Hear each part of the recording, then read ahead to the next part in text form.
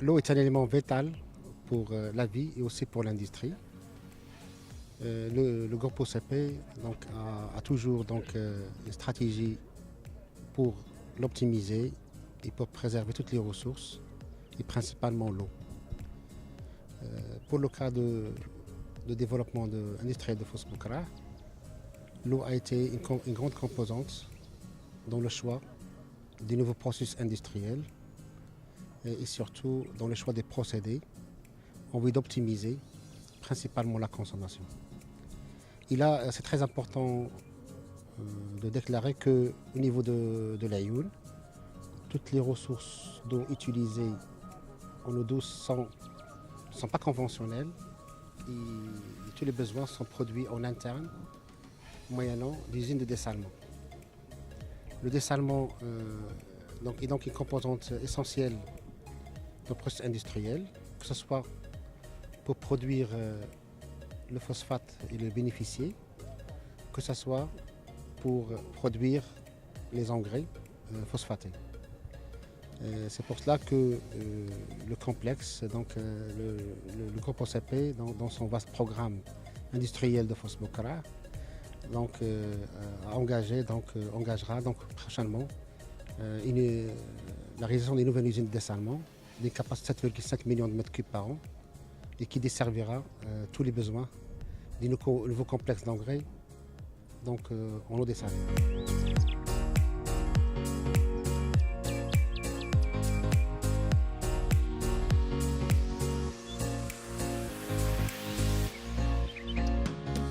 Nous sommes à l'unité de dessalement de mer. Donc cette unité utilise le procédé d'osmose inverse. C'est parmi les derniers procédés utilisés pour le dessalement de mer. Donc l'objectif de cette station est d'assurer la production en eau douce et donc alimenter notre unité de bénéficiation, unité de lavage de phosphate. Cette station utilise le procédé d'osmose inverse. C'est parmi les derniers procédés pour répondre en termes de qualité et de quantité aux besoins de l'usine de traitement. Donc le cœur de ce procédé, c'est les membranes. Ce sont des membranes qui assurent la filtration au niveau nanomètre. Et parmi les procédés aussi utilisés, c'est la récupération d'énergie électrique. Avec ce procédé, on arrive à récupérer presque un tiers de l'énergie électrique.